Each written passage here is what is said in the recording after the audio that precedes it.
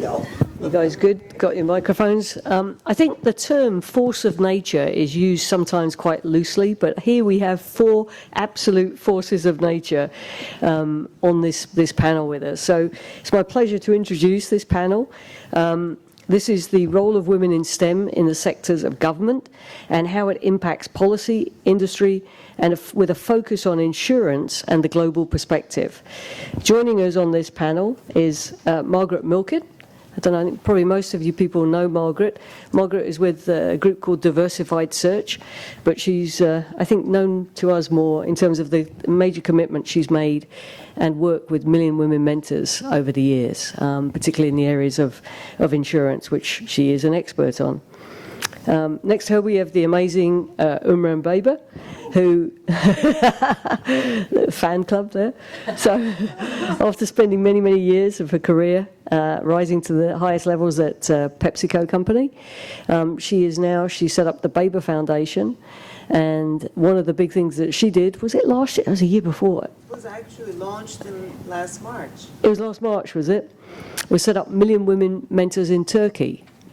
And up until that point, I think Turkey was ranking, I'm not going to get it quite right, but I'm going to be directionally right, was ranking something like 125 out of 134 countries in the world in terms of gender equality.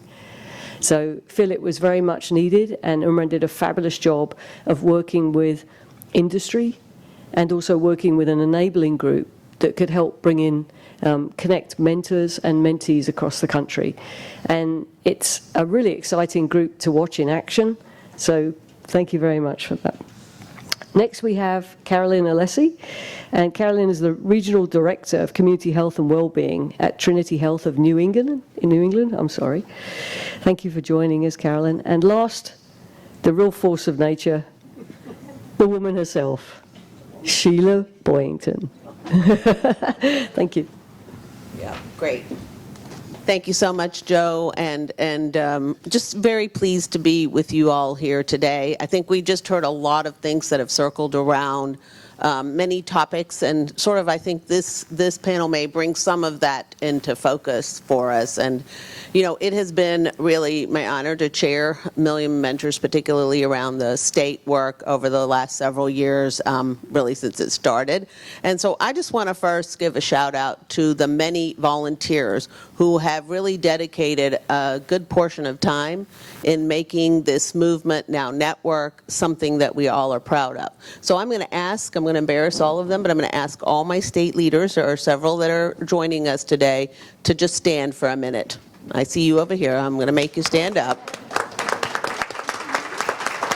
And these are amazing leaders, along with Carolyn, who leads Connecticut, who have really dedicated some time to really looking at ways to improve the gender equation in their state and nationally. And I tell everybody every day, I don't think we'll ever understand the full ramifications of Million Mentors because of all the different collisions, I call them, not only connections but collisions, because I think they spawn a lot of growth. And we've really been excited to see how the world has changed. To be honest, when we started this movement, about 50% of our workforce were women, and only about 24% were in STEM. And today, it's 28%. Now, I don't think we can take the full credit because there's lots of other things that have gone on, but I certainly can think that we have driven some of the national conversation because we have had amazing leaders like we had last night, the Lieutenant Governor of Delaware, Dr. Bethany Hall Long, who have made this part of their platform. So as was mentioned today, you know, really our goal here is to talk a little bit about the different roles that government, definitely industry, definitely even looking at the world and figuring out and talking about, you know, are there some real solutions that we can learn from and amplify, copy, you know, do all of the things that we need to. So I'd love to just start out, you know, I know that Joe gave a little background, but I'd love for each of you to just share a little bit about like why you're even involved in Million Women Mentors, because I think that helps people understand the motivation behind this. So I'll start with one of my friends. All three of these women are my friends and have been for years, Margaret. Thank you, Sheila. And it is so great to be here and a part of this community. And I will tell you, when I got involved, it was people like Catherine Lamson, who you saw earlier today, leading the charge with insurance and STEM. And now we can proudly say insurance is STEM. And we're creating aha moments every day. Sheila welcomed us in. Edie Frazier, my colleague and friend at Diversified Search Group. I mean, this is, for me, it's a mission, it's a calling, it's an avocation. I think this community can relate to that. And what really touches me in such a profound way is the humanity that we're doing this work with kindness and respect and care and dignity.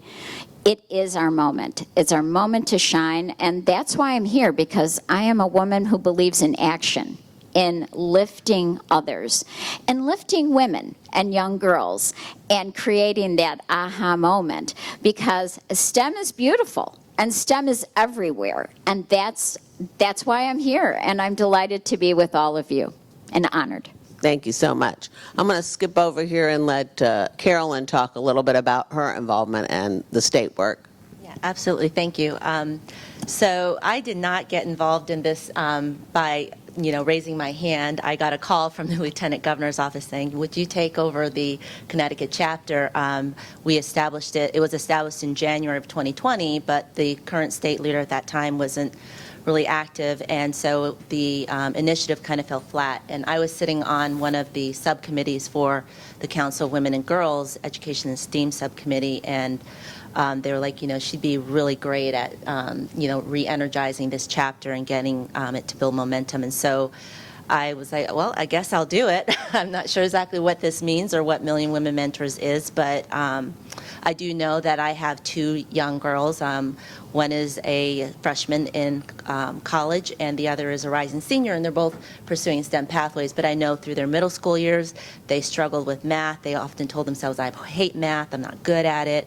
And I think a lot of it has to do with just their confidence and having mentors. And so this really was something for me, became more of a personal interest. And so I'm really grateful for the work that we've been able to do in under 2 years that I've been state leader in Connecticut. Yeah, and Carolyn's being a little shy, but she has done an amazing job, even having a monthly newsletter that comes out. And Texas has done that, and others. And so I think, just communicating and connecting, again, STEMconnector and all of that is so important. And, Microsoft actually did a study that actually showed that girls that have a role model in STEM, obviously, are very much more likely to do it, to go and pursue that. And in as little as 2.5 hours of spending time. So we're not talking about you have to glue this mentee to your hip and have them around all the time. We're talking just about a couple of hours, and I bet everybody in this room has a couple of hours that they could donate to this.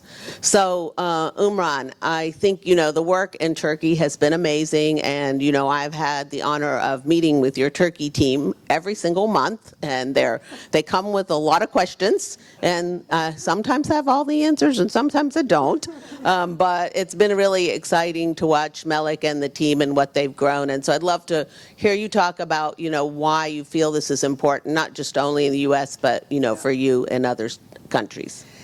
So I'm an industrial engineer to start with, and then with MBA I moved into marketing, sales, general management, CHRO, and CDO roles. But the most important, I think, meeting was me moving with PepsiCo from Turkey to Hong Kong to Dubai and to US. When I arrived to US about 6 years ago, I met with the Million Women Mentors program, and in Yonkers we were able to do a 50 girls high school program, and I have seen the real impact with my own eyes, like how excited they were, how it's incredible for the mentees and the mentors.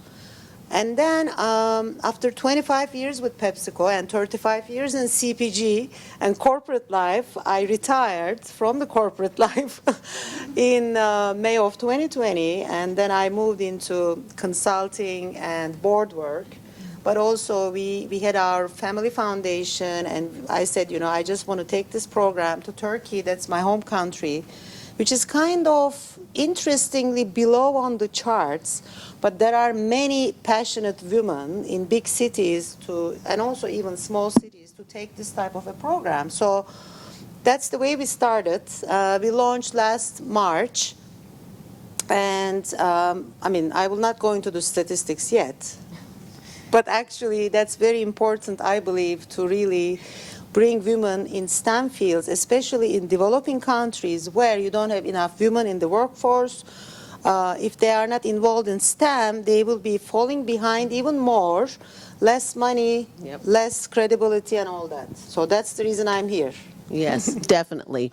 And so Margaret, I remember when we launched the Women in Insurance, and I always kind of tell this story because I think like the Women in Insurance has really been one of those really shining moments and efforts for Million Mentors, because I think if you think about it as a kid, no kid runs around like, I want to be in insurance. No, that's not what you hear. And so, and I live in Chattanooga, Tennessee, and there's a big Unum, formerly Provident, building in the middle of our town.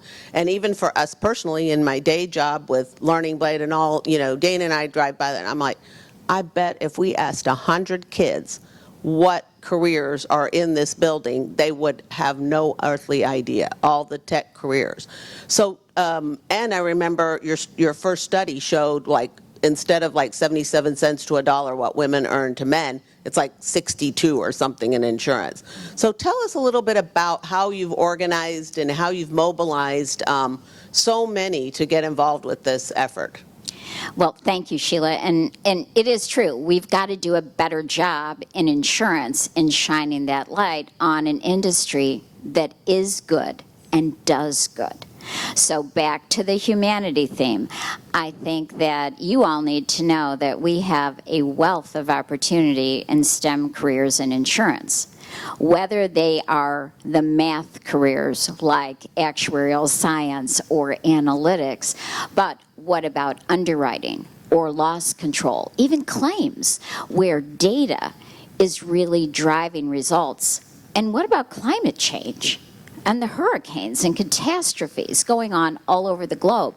This is where we need those talented young women and men to join insurance and make the world a better place. So that's the headline. And what I've learned from Dr. Nunnery is we need to use STEM as an on-ramp to insurance careers. Let's figure it out. Let's have more aha moments together, more partnerships with educators and parents.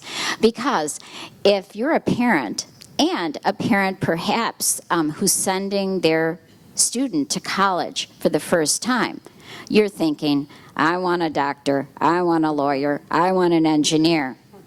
Never think of, I want an actuary, I want a data scientist.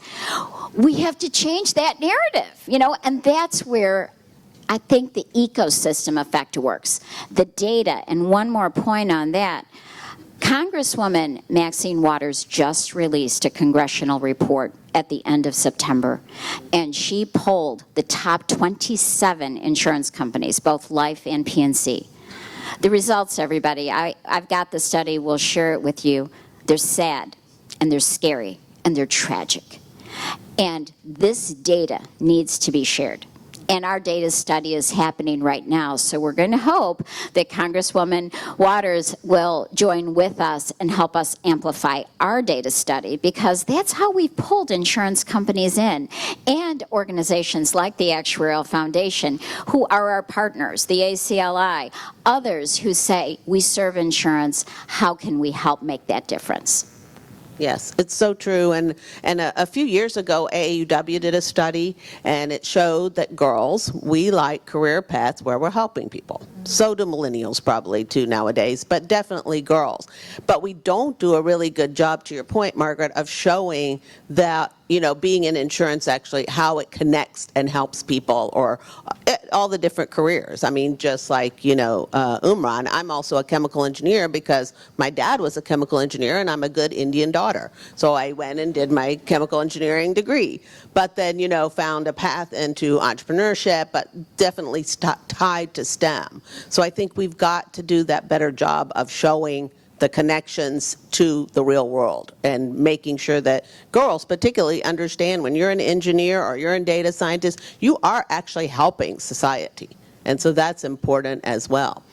So, that's kind of an industry perspective. I think, Carolyn, I'd love to hear from you. And, you've worked with the Lieutenant Governor, and she has the Governor's Council of Women and Girls. Talk a little bit about that work and, how this all dovetails into that as well. Yeah, absolutely. So our governor and lieutenant governor have a strategic imperative to bring more technology into Connecticut.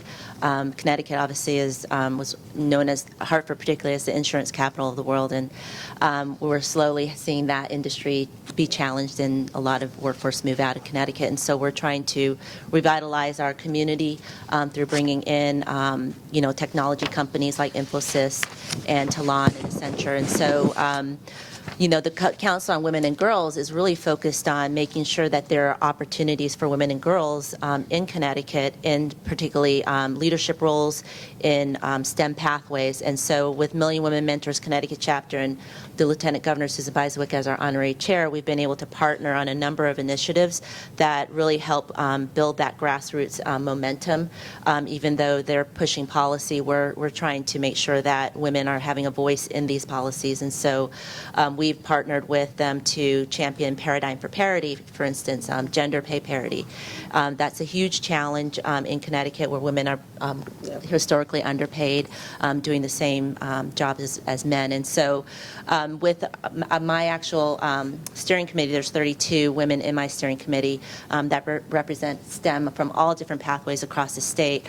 They also have companies that they represent. And so Lieutenant Governor and I were like, let's see if these women would nudge their employers to sign the coalition for Paradigm for Parity, which is to have gender pay parity by 2030, having women in the C-suite and board levels.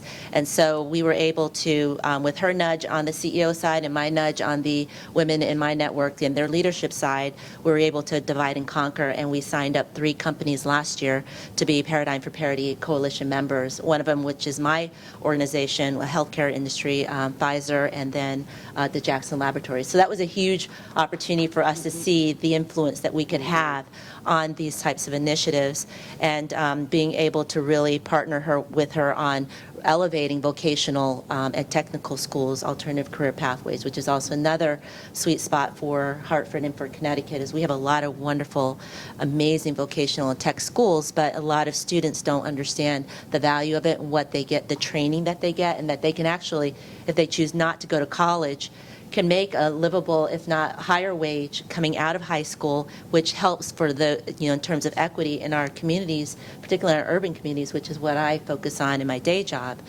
Being able to lift up a household, if you're coming out of high school at 18 and you're going into a particular trade, you can make at least $40,000 a year, coming out of those trades. And so being able to partner with that through our Stand Up for STEM Mentorship Award, which is focused on elevating women and male allies who support women in career pathways. And we partner with a vocational tech school to design from concept to finish our Stand Up for Mentorship Award.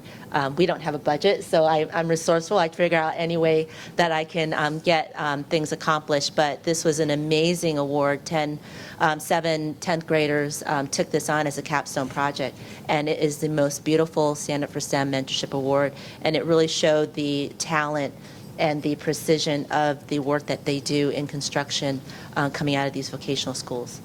That's fabulous. And the Stand Up for STEM Award, actually, we started as Million Mentors about 5 years ago. We started that, and Texas does a very big one of those as well. They give awards in education, industry, et cetera. But it's just really a way to recognize some of the unique accomplishments that are going on around women and girls in STEM. And, to remind people, as you may not know, or you probably know, that, women earn 77 cents to $1. I think maybe it's 79 cents now. But in STEM and computer science jobs, that dollar is actually matched to 92 cents. It should still be $1 to $1. We're not done with that. But that is also an economic mobility for young women, is to tell them about the income that they will make. And I think, Umran, I'd love for you to talk a little bit about, your former work with PepsiCo, because PepsiCo has been front and center, particularly with Million Women Mentors, in helping to amplify the message. And you have plants all over. Love for you to talk a little bit about what you did at PepsiCo and how you catalyzed your workforce. I think that connection between jobs and STEM has to be talked about. So maybe from outside, companies like PepsiCo and the CPG companies, they might be seen more like marketing, sales. But we have a lot of, I still say we, by the way, Merari will talk about PepsiCo, but they have a lot of plants, right? So agriculture is huge, sustainability is huge, food engineering is huge. So if you look at all those areas and explain to the young girls, especially in the high school, because they have to make those choices. So we were bringing, I remember the high school students from Yonkers district to our R&D, for example, labs, and showing them, okay, how can you create a drink, Gatorade, okay, here are the flavors. They enjoy all that stuff, right? So you have to really simply show them how their expertise can become a STEM role. So R&D was a big one, IT, supply chain, and even finance. Finance not always seen as much maybe as a STEM field, but it is actually, right? So we have to be telling that story. So when we have taken this experience, I think, into Turkey, for example, we started with a lot of these different companies, and I was so lucky to have PepsiCo joining us in the Turkish effort. Also, they are supporting, they were one of the founding partners, like Beba Foundation. We had a company called Logo Software, so it was IT. Then we had a construction company, and then the petroleum. So those were the 5 founding industries, together with, with, of course, STEMconnector, with U.S. Chamber of Commerce, with the Turkish WIN, and also, many other partnerships. So I think it's about showing the linkage, bringing the right industries, I think, in these programs, and it's all about partnerships. There is no other way. Yes, and I think, just building on that, certainly with Margaret in the insurance industry, where honestly, 60% of the insurance companies' employees are women, but if you look at the top positions, they're only like the board positions, like 19%, and I think top positions at companies are like 11. So, what will be your strategy, or what is your strategy to move the needle on those particular numbers? Yeah, and those numbers are stark and scary, as I said, but they're also motivating, right? We have an opportunity to lift those women who are existing, in the industry, in that lower 50% or 60%, and create opportunities for them to recognize they can elevate. So mentorship is a big part of that. Coaching is a big part of that. And education. We talk about confidence in math, confidence in oneself. The human skills that women bring to the table are pretty remarkable. And they are superpowers we need to amplify and elevate. And those conversations, they can happen in rooms like this. They happen one-on-one. It is a grassroots movement. And I think that's a theme that we heard yesterday and today. It's one person at a time. And we lift and we celebrate. And then we repeat. And that is really a lot of this strategy, Sheila. It is hands-on. It's everybody doing it, bringing in, and having some fun with it too. The celebration, building the ecosystem, that's really what our strategy is. And I think we create our own narrative. I think for STEM, and for the wonderful work of STEMconnector Million Women Mentors, we just need to be proud and to get the story out there, be the best storytellers we can be. And the data helps us tell that story. So I think that's my secret sauce. You know, we're going to evangelize, we're going to be empowering, and we're going to have some joy with what we're doing. And then we're going to share it to everybody and everybody we can. Repeat, repeat.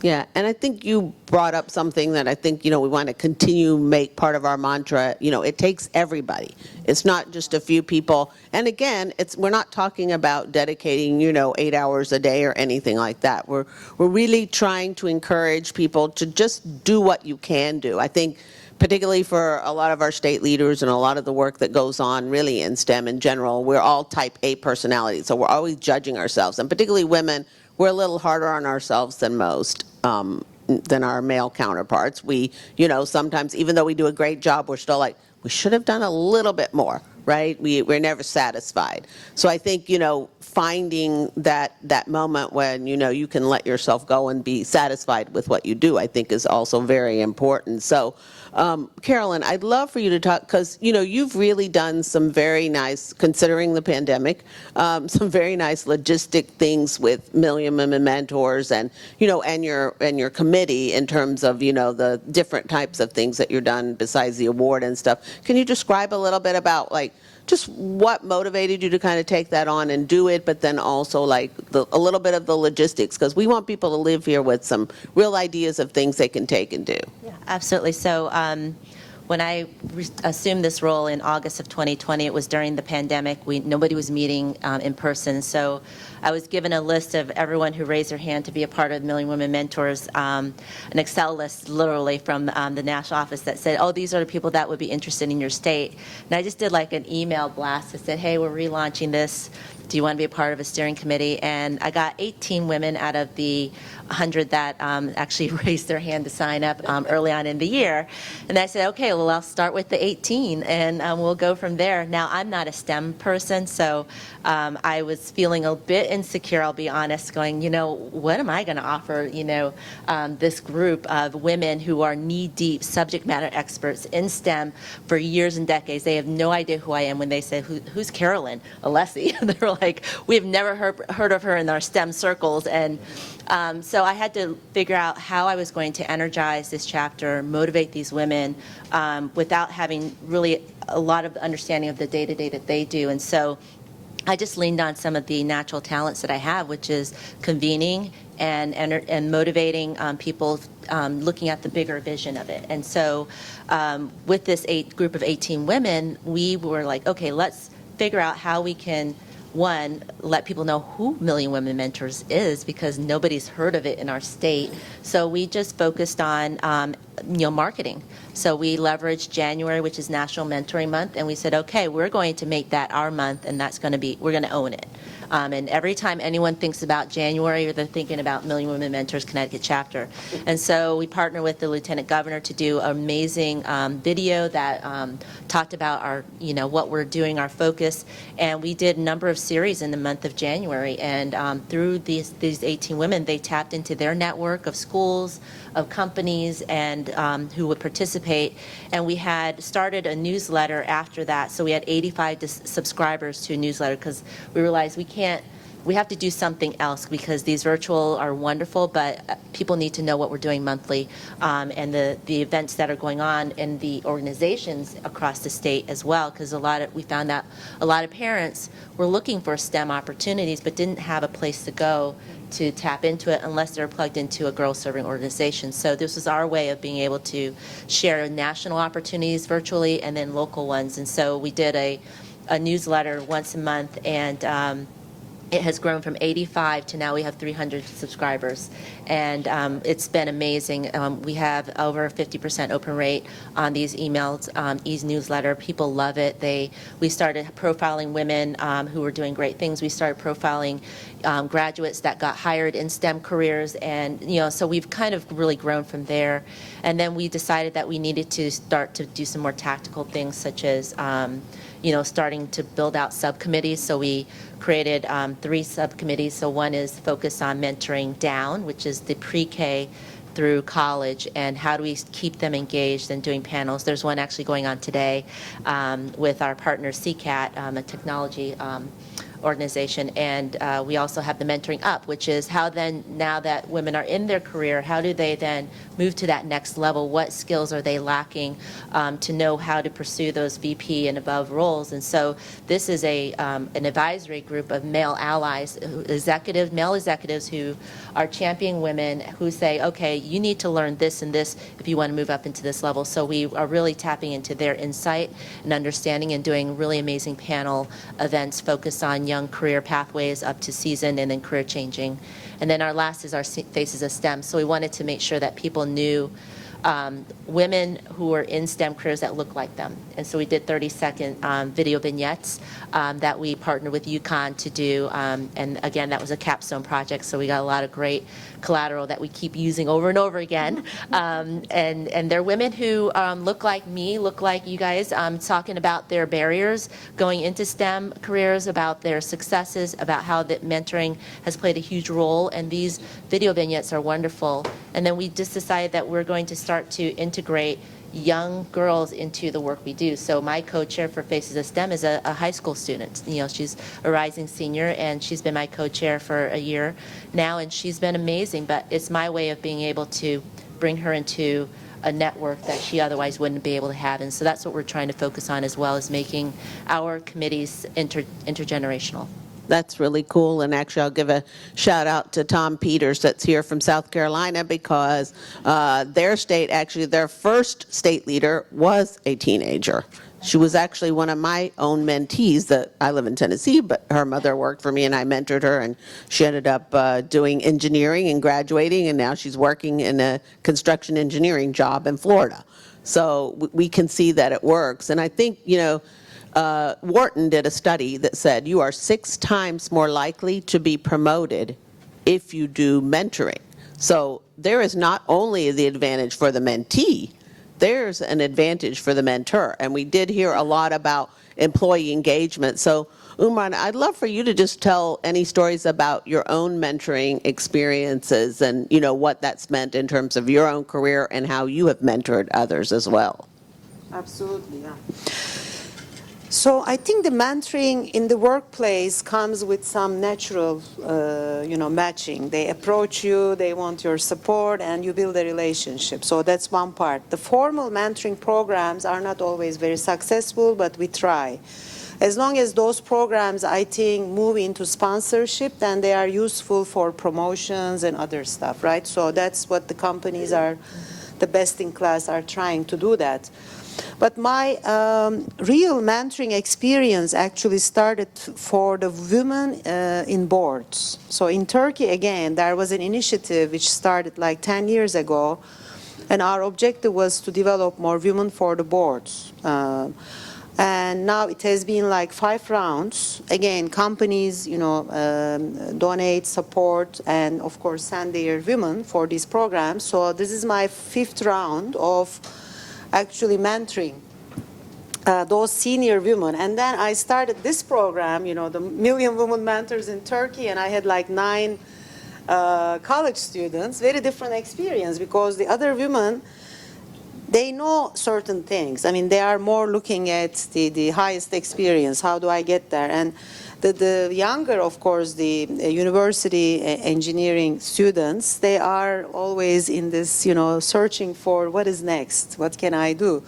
So for me, I think the learning is really the stretching from the most junior to the most senior, but we need them all. We need all these programs. Otherwise, like in the insurance we mentioned, you have a lot of women, but you don't see them at the top.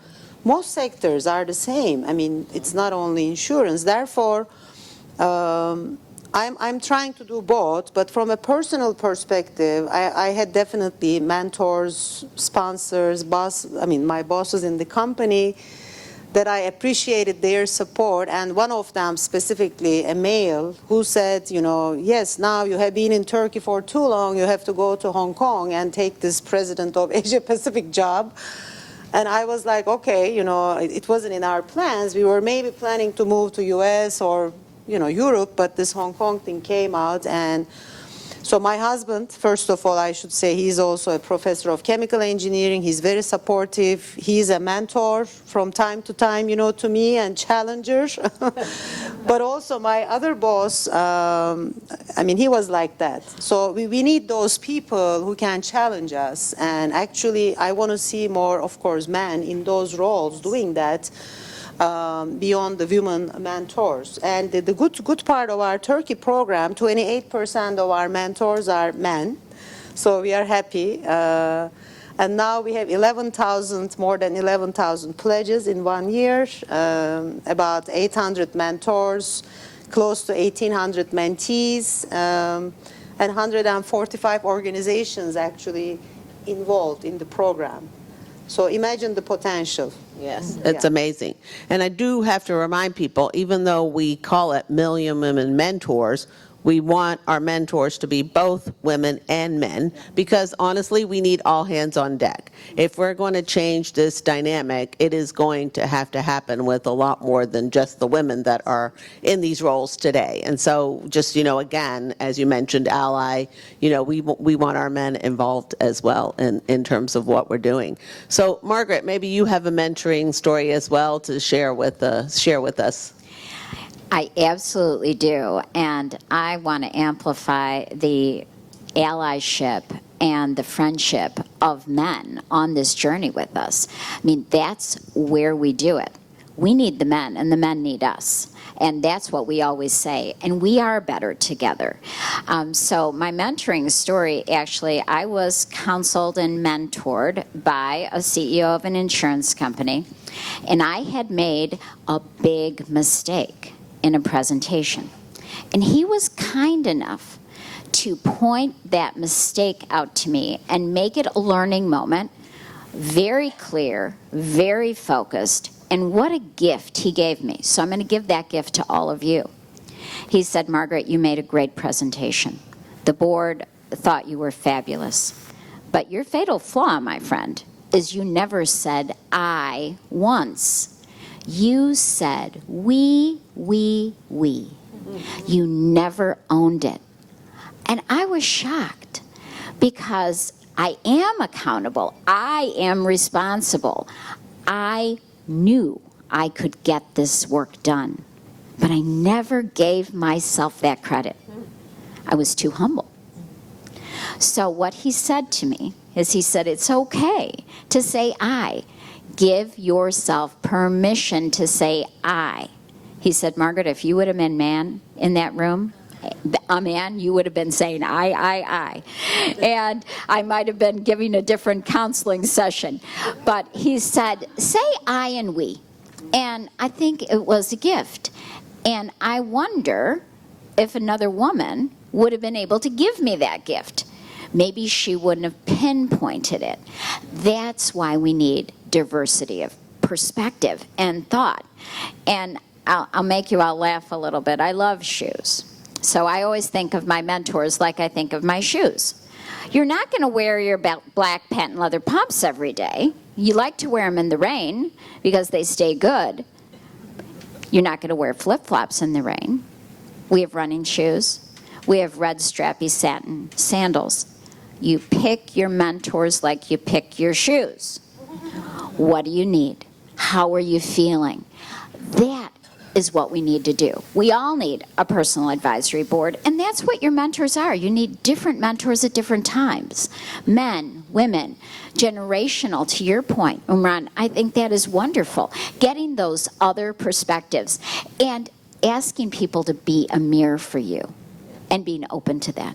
Yeah, and I think you bring up a very good point. It doesn't matter where you are in your career or life.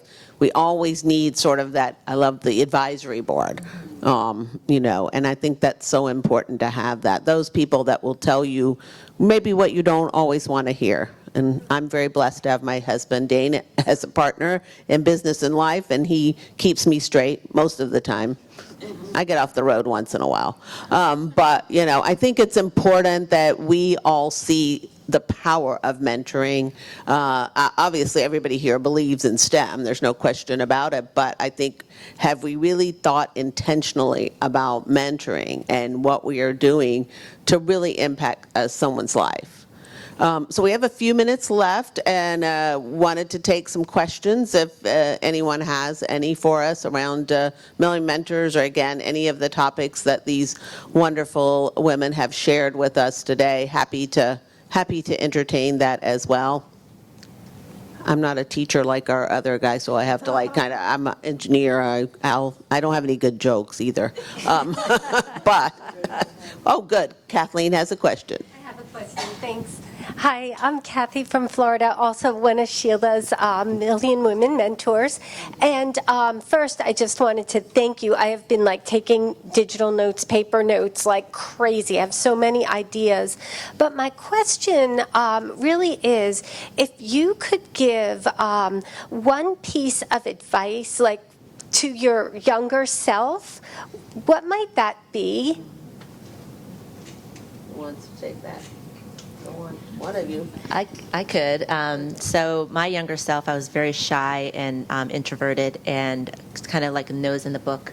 And I think I would have given my younger self permission to speak up and to feel that I could challenge myself and actually embrace my voice, So, and I think a lot of young girls, they can speak up, and they can speak up very well now, which is an amazing part about this generation. But they often don't know when is the good time to do it and where it's going to hold weight and have impact. And so, I think I would have been able to, if I could give myself that advice as a younger person, I would. Margaret? I'm going to tag on to that, Carolyn, because I would tell my younger Margaret, I would say, get up from your desk, go have coffee with people, go have lunch, go to that networking reception. I was one of those women that kept my head down. I thought the harder I worked and the more I worked, the further ahead I would get. And I wish that I knew, my younger self knew what I know now. So I say that to everyone. I say that to anyone I mentor. I say that to anyone who is looking to get to that next career level or to do a career switch. I say, tell everybody you know. Go to every event you can. Have lunch with people. Have cocktails with people. And have fun with it. Having fun, and I think giving ourselves that permission to lift up, to use the voice, and to ask for help is another one. Really good. Yeah, my addition will be, because I was an expatriate at the age of 45, which is kind of, late, I would say.